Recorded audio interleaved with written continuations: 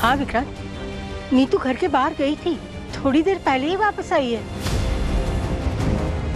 बहुत घबराई हुई थी, उसने खुद ने अपनी जान लेने की कोशिश की।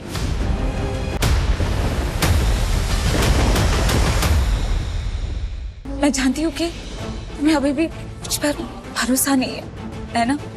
लेकिन ठीक है मन, इसमें तुम्हारी कोई गलती नहीं है। मैं समझती हूँ तुम इतने साल मुझसे दूर थे ना, सच से अनजान थे, इसीलिए।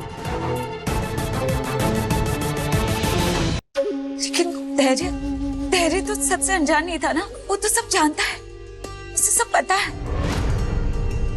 कितनी मेहनत से मैंने पहले उसे पढ़ाया, लिखाया और उसे एक अच्छा इंसान बनाया। तुम्हें पता है अमन, एक दिन भी ऐसा नहीं गया जिस दिन मैंने तुम्हें ढूंढने की कोशिश ना की हो। कई रातों तक तड़पी हूँ मैं तुम्हारी यादों में, कई रातें जगी हूँ मैं तुम्हारे लिए। और मेरी ये तड़प, मेरा दर्द, मेरी तकलीफ धैर्य ने देखी, उसे पता है। तुम्हें पता है उसने एक फाइल भी तैयार की थी रोनी और नीतू सलूजा के खिलाफ, ताकि सही वक्त आने पर वो उन पर कार्रवाई कर सके।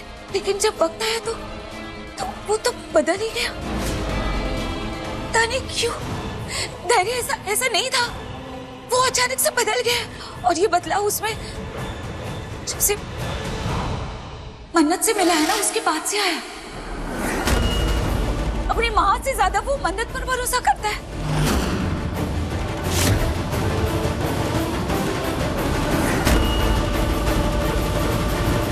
तुम्हें सच में याद नहीं है वो दिन? नहीं, कैसे याद होगा तुम्हें? कैसे? तुम्हारी गलती नहीं, गलती तो उस नीतू सलूजा की है। तुम्हारी पुरानी यादों को मिटाने के लिए वो तुम्हें जानलेवा दवाई जो दे रही थी, जो मैंने तुम्हें पहले भी बताया था, और उसी की वजह से तुम्हें चक्कर आ रहे थे, तुम्हें सर दर्द हो रहा था।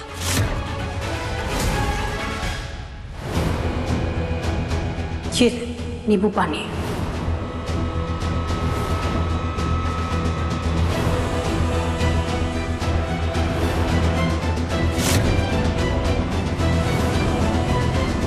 और सबसे बड़ी बात तो ये कि मन्नत सब जानती थी इस दवाई के बारे में, फिर भी उसे तुमसे कुछ नहीं कहा।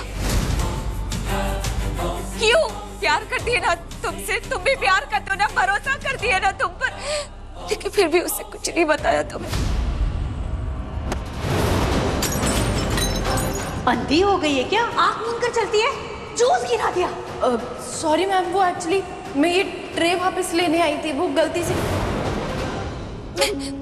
मैं मानती हूँ कि इस मामले में उसे नीतू सलूजा का साथ दे दिया, मैं मानती हूँ। लेकिन जैसे उसे पता चला कि मैं तुम्हारी असली माँ हूँ, उससे जाके नीतू से हाथ मिला लिया। अगर उसने ऐसा नहीं किया होता ना, तो हल्दी के रस्म में तुम्हें उस दवाई का सच पता चल गया होता। लेकिन उसने नीतू को बचाने के लिए सारा इल्जाम अपने सर पे ले लिया और उसे बात को संभाल लिया। भूल गई थी बताना, सॉरी। और तुम्हें याद है मलिका ने भी तुम्हें आगाह करने की कोशिश की थी, तुमने उसकी भी बात नहीं सुनी अमन, उसकी भी बात नहीं सुनी। काश नीतू सलूजा ने कभी तुम्हें वो दवाई दी ही नहीं होती, तो तुम्हें जरूर याद होता वो दिन जिस दिन नीतू सलूजा ने तुम्हारे बाबा को मारा था। कैसे मेरा हंसता खेलता परिवार उजाड़ दिया नीतू सलूजा ने, मेरी जिंदगी बर्बाद करके रख दी। मेरे बच्चों से उसके बाप का साया छीन लिया नीतू सलूजा ने। उन कभी माफ नहीं करेगा नीतू सलूजा को, कभी भी नहीं।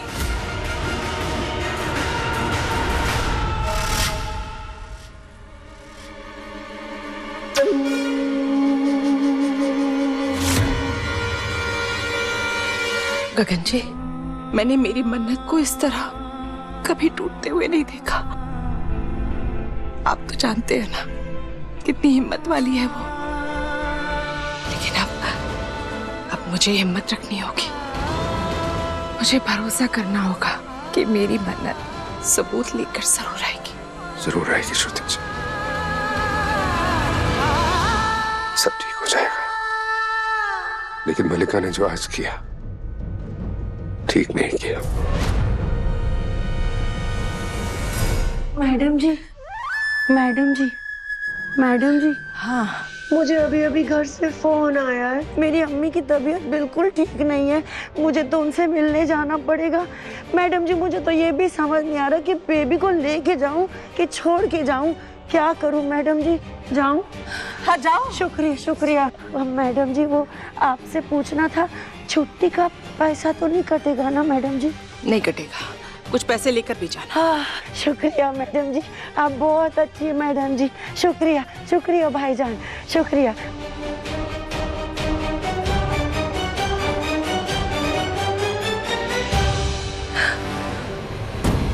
बाबा जी, मेरी मन्नत की मदद करना।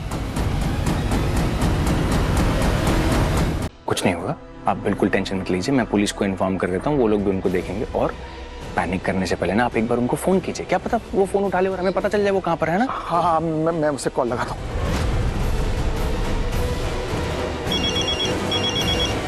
हाँ शर्मा।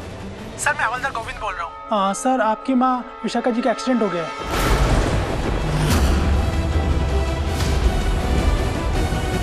क्या? जी सर। कहाँ पर है वो? और हम उन्हें सिटी हॉस्पिटल लेके आए हैं सर। ठीक है, मैं आ रहा हूँ। जी सर, ओके।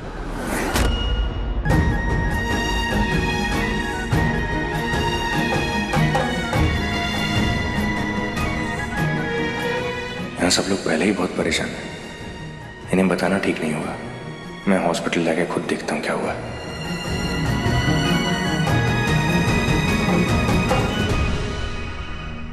डॉक्टर साहब, मॉम कैसी है? क्या mister Saluja, she is fine. Okay. कोई घबराने की बात नहीं है। हाँ, कुछ स्टिचेस आए हैं और 1-2 स्कैन बाकी है, उसके बाद हम बता पाएंगे चोट कितनी गहरी है। आपको जो भी टेस्ट करने आप प्लीज करिए, जस्ट उनको कुछ नहीं होना चाहिए, प्लीज। You don't worry.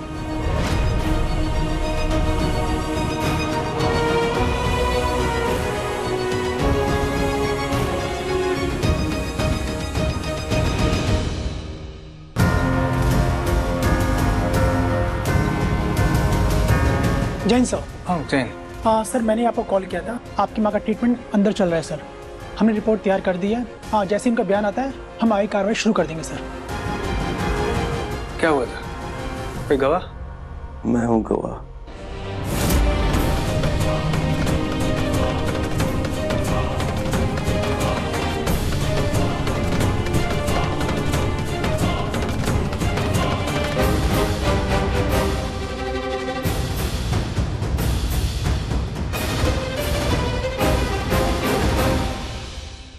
तुम यहाँ पर?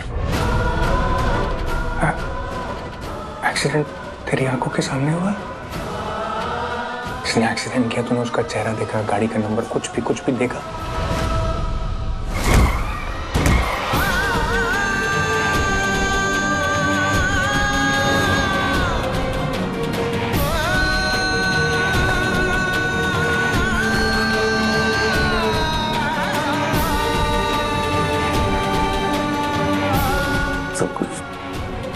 सब कुछ देख लिया मैंने। क्या? पहली बार।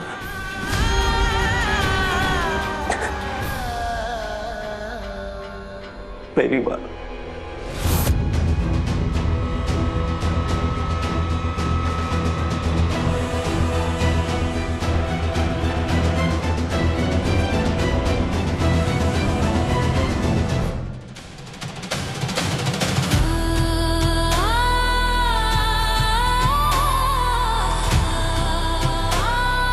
नीतू, नीतू आंटी। माँ, नीतू जी, माँ, आप कैसी हो? तुम ठीक तो हो? कहाँ गई थी तुम? ऐसे कैसे जा सकती हो तुम बिना बताए? नीतू,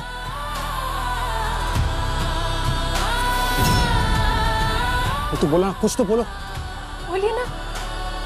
मेरा पुत्र मुझे कहीं नहीं मिला। चला गया वो।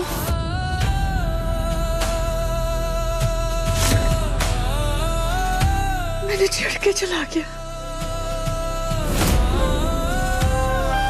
मैंने छेड़ के चला गया।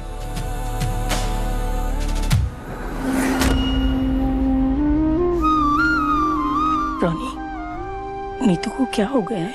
उसे संभालो, कहीं वो कुछ उल्टा सीधा ना कर बैठे। दादी जी, माँ, आप लोग मलिक और मेट्रिन पे नजर रखिए, मैं देखती हूँ माँ को। हाँ, मैं देखती हूँ। विक्रांत, तू अपनी मॉम पे खूनी होने का इल्जाम लगा रहा है। होश में तो है तू? क्या होश? व्हाट? होश में तो अब तक नहीं था मैं।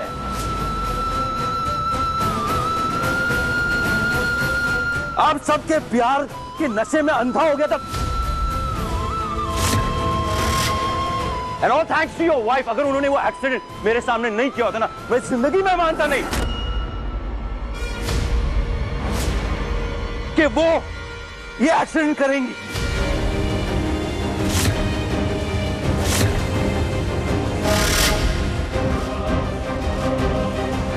थोड़ा सोच के बात कीजिए विक्रांत सर।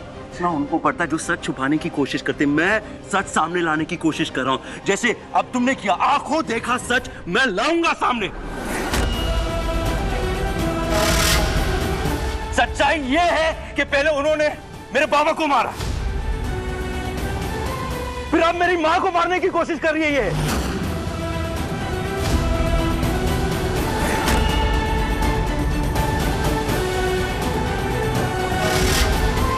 अरे अगर यकीन नहीं आता एक बार पूछिए तो पूछो ना। आप आपका काम है ना, पूछिए कि घर से बाहर गई थी कि नहीं है।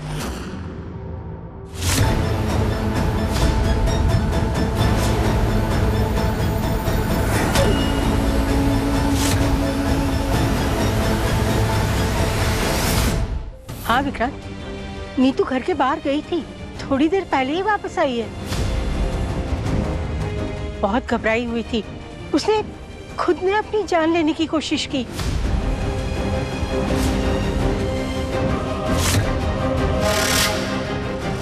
माँ आप क्यों बोल रही हैं बीच में इसमें?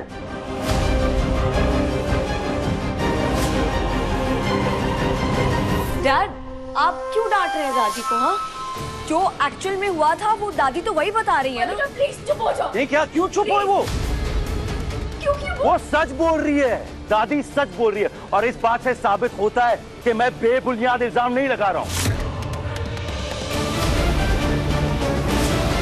वाकई में नीतू सलूजा घर से बाहर गई थी, पूरी प्लानिंग के साथ मेरी मां को मारने की कोशिश कर रही थी।